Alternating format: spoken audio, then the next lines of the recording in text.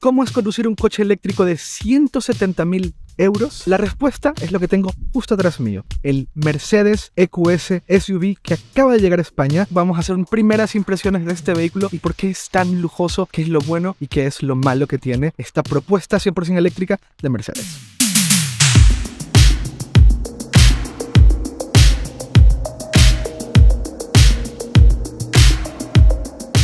Empecemos por el exterior. El EQS SUV es la versión, como dice su nombre, SUV del Mercedes EQS, que es el coche muy de lujo y además el primer coche eléctrico construido desde cero para ser eléctrico de Mercedes. Esta es una versión un poco más alta, un poquito más grande, utilizando la misma plataforma, con todas las cosas que hacen únicas al EQS, tanto su exterior como su interior, para bien y para mal. En el exterior tenemos llantas de 21 o 22 pulgadas. Por ejemplo, esta versión que yo estoy probando es de 22 pulgadas. Las llantas son inmensas y tiene todos los elementos de Mercedes que te puedes esperar en un vehículo así de lujoso. Muy bonito por fuera. Nosotros estamos probando el color gris, que se ve muy bien. Las manetas se presentan cuando te acercas, están al ras de las puertas. No tiene maletero delantero como toda la línea EQ de Mercedes. De hecho, hay una cosa muy curiosa del maletero, del no maletero, y es la manera en la cual echas el líquido para el limpiaparabrisas. Y es así. Es esa pequeña compuerta, es la única forma que tú tienes de interactuar con lo que en teoría hay delante del coche. Es una cosa muy curiosa. Pero para mí lo más interesante del exterior en términos tecnológicos y mecánicos es que las ruedas traseras del coche también tienen un ángulo de giro. 4,5 grados o 10 grados si pagas una suscripción mensual o anual. Una cosa que fue bastante controversial de Mercedes, pero es como es. Si no la pagas, 4,5 grados de giro, y eso te permite poder maniobrar en espacios pequeños mucho mejor que con otros coches de este tamaño. El maletero trasero se abre como cualquier Mercedes, presionando el logo. Ahora el maletero está motorizado, obviamente, para la apertura y para el cierre. En general, en el exterior es un coche que llama mucho la atención porque desprende lujo por arriba y por abajo. Es una cosa a la cual claramente Mercedes está empezando a dirigir, dejando atrás la gama baja y centrándose en la gama media alta alta. Y esto es el punto más alto, uno de los puntos más altos de lo que debería ser un SUV o un SUV muy lujoso. 170.000 euros. Y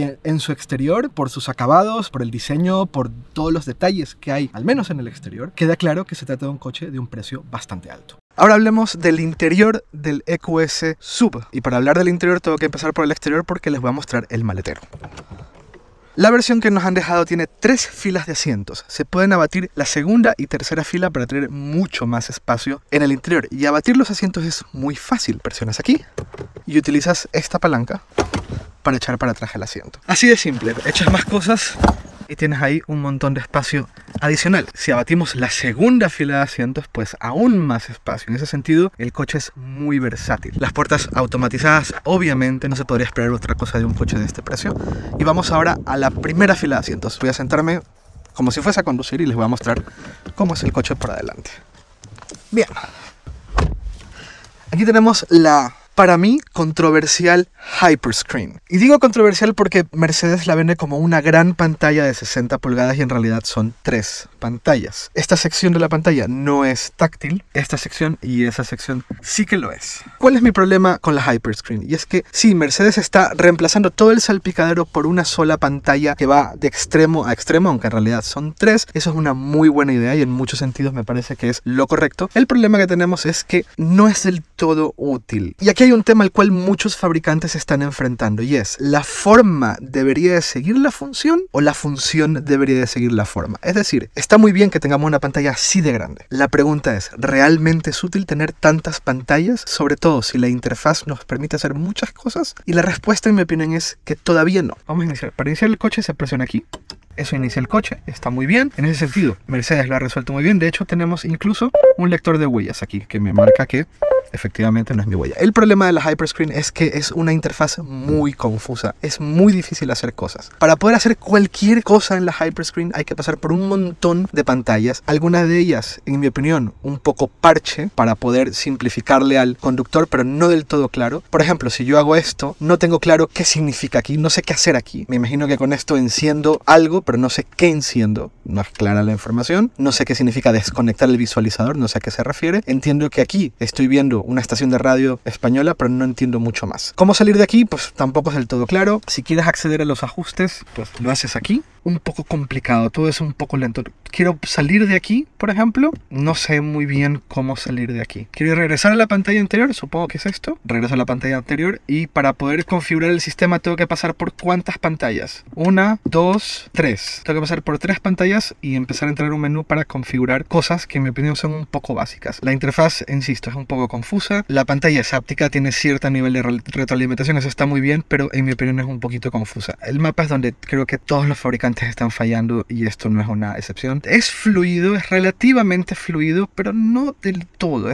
Le cuesta por momentos y yo quisiera que en una pantalla de un coche de 170.000 euros esto fuese un poquito más fluido y no le costase tanto hacer cosas básicas como hacer zoom o quitar zoom de la pantalla. Luego hay otras cosas que tampoco terminan de entenderse. Por ejemplo, no sé muy bien qué es esto. Inducción Zero Layer, no sé qué es eso. Acá me explica que es una nueva pantalla de inicio, o sea que tengo 2 pantallas de inicio. No quiero este tutorial, vale, muy bien. Y pues listo, no me dice mucho más, no sé, ahí está. Entiendo que esto te lleva al navegador y te da datos, pero tampoco mucho más. Y ese es mi problema con la Hyperscreen. Claramente, primero se pensó en la forma y luego se pensó en la función, y eso es un problema muy grande. Y una cosa más, que también creo que es importante. Creo que aquí hay un enfrentamiento de 2 fuerzas grandes. La fuerza de lo tradicional, en lo que Mercedes es muy bueno, mantiene cierto nivel de tradicionalidad en sus vehículos. Se modernizan muchísimo, por supuesto, pero mantienen cierto nivel de tradicionalidad. Pero hay otra fuerza muy grande y es esto, la modernidad, el intentar modernizar mucho los coches. Y aquí como que 2 fuerzas han chocado. Más allá de la Hyperscreen, el vehículo evidentemente en su interior muestra mucho lujo. Tiene un diseño que claramente, al igual que el exterior, grita lujo. Hay cosas que están muy bien, el volante está muy bien, de muy buena construcción. Todo esto clásico de Mercedes en sus versiones de alta gama funcionan muy bien. Los acabados son perfectos, no hay queja en los acabados. Mucho espacio en el interior. Insisto, lector de huellas, me encanta. Start y stop aquí, maravilloso. Esto que dice Dynamic, no tengo idea de qué es. Me imagino que con esto subes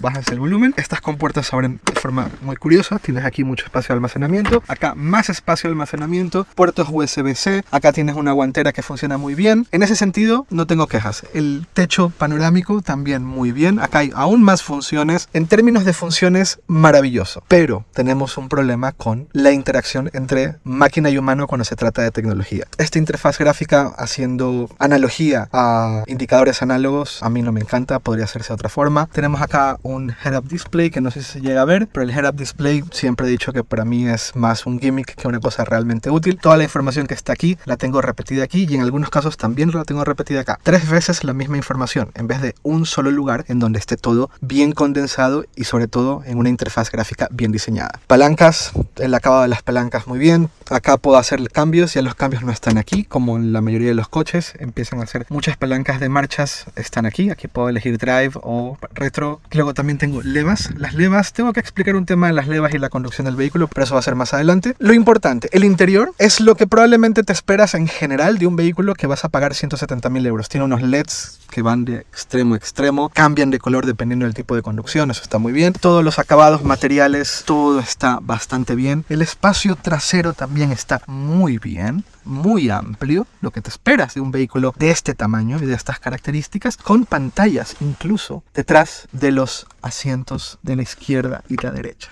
En ese sentido, muy bien. Vamos de hecho a sentarnos en los asientos de atrás y ver cómo funciona. Así son los asientos traseros, muy amplios. Tenemos una pantalla aquí que también me permite hacer un montón de cosas. Entonces está muy bien. En ese sentido Mercedes lo tiene muy claro. Puedo ver la navegación hacia dónde se está dirigiendo el coche, pero también tengo entretenimiento, puedo conectarme con el teléfono, puedo hacer un montón de cosas, pero la interfaz no termina de funcionar bien. Esta es una gran idea, me encantaría tenerla en mi coche. Tengo una pantalla trasera que está aquí en mi coche, pero esto aquí arriba me parece que Mercedes lo ha hecho súper bien. LEDs, climatización, control de los asientos, al igual que en la parte de adelante. Los asientos lo puedo hacer para adelante y para atrás, aunque sean asientos traseros. Eso está muy bien. Control de climatización, más conectores USB-C y USB-A. Esto se puede guardar. Todo eso está extremadamente bien. Mercedes lo ha conseguido hacer muy bien cuando se trata de acabados, de características de hardware. Todavía les falla el software. Es lo poco que les está fallando en ese sentido.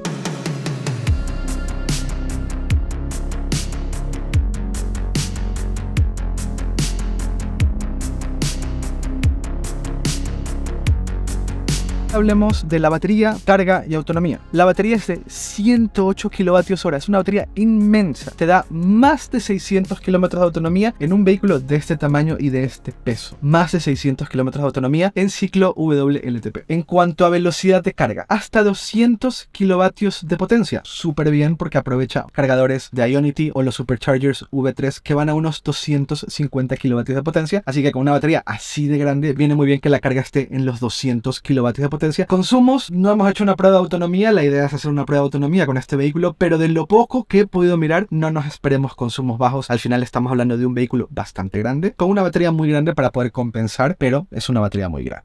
Hablemos de la experiencia de conducción del EQS Sub. Te puedes esperar una suspensión muy suavecita. El coche va como sobre seda, muy suavecita. En ese sentido, es un poco lo que te podrías esperar de un vehículo de este tamaño, de esta gama. La idea es que las personas que están dentro vayan lo más cómodo posible, y eso lo consigues con una suspensión lo más suave posible. Hay una cosa que no me gustó nada de la experiencia de conducción, y es el tema de la regeneración en este coche. Por medio de las levas que tenemos en el volante, podemos elegir qué tanta regeneración quieres que el coche tenga cuando frenas, cuando quitas incluso el pie del acelerador. Todo esto lo tienen los coches eléctricos porque de esa forma se puede recuperar algo de la energía durante la frenada y llevarla a la batería. Eso está muy bien. ¿Qué pasa con el EQS Sub? Y es que cuando entra en regeneración por frenada, el pedal de freno se presiona solo. Y eso es muy raro, eso no tiene ningún sentido. De hecho, me parece por momentos incluso peligroso, porque cuando cambio el pie del acelerador al freno, no encuentro el freno. El freno está como presionado. Tengo que mover mucho más el pie para alcanzar el freno. Aunque entiendo que el coche está frenando porque siento que el coche está frenando, no hace falta que me lo indiquen los pedales. Es una cosa muy rara que además no se puede desactivar. Es una característica de la regeneración inteligente del EQS Sub. No lo entiendo, creo que no tiene ningún sentido. Creo que la retroalimentación natural de la frenada es más que suficiente para entender que el coche está regenerando y frenando. Pero bueno, en conclusión, es un coche que, lo digo desde el minuto 1, desprende lujo por todos lados. Es un coche que está diseñado para un público que está buscando un vehículo muy cómodo, muy grande, muy lujoso, con muchas características por todos lados. Lo de las pantallas traseras me encanta, me parece un gran acierto. Materiales, acabados, todo lo han dado en el clavo. En ese sentido, me parece que llegan perfectamente al tipo de público que esté interesado en estos vehículos. Hay un gran pero. Para mí hay un gran pero con Mercedes en general, no solamente con este vehículo. Para mí el gran pero de la Hyperscreen y la interfaz gráfica. Yo me pregunto qué va a pasar primero. ¿Mercedes y otros competidores de la misma gama van a llegar a un punto en el cual van a ofrecer todo este lujo con una interfaz gráfica que esté al nivel del vehículo? ¿O los competidores nuevos, Tesla, NIO, BYD, todos los competidores nuevos que todavía no llegan a este lujo,